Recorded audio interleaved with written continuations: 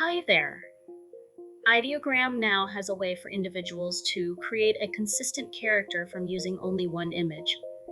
It allows you within Ideogram to use a character within Magic Fill and also uses a remix option. You can go to the Ideogram site, and if you have an existing account, you can try it.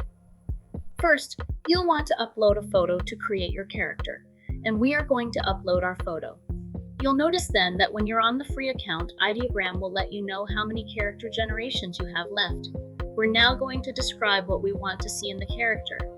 You customize the photo, you can customize the size, how many will be shown, and then the style.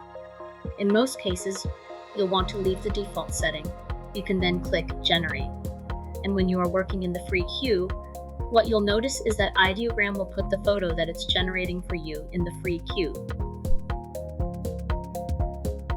The photo that you uploaded is consistent in Ideogram with the creations that you generated with your prompt.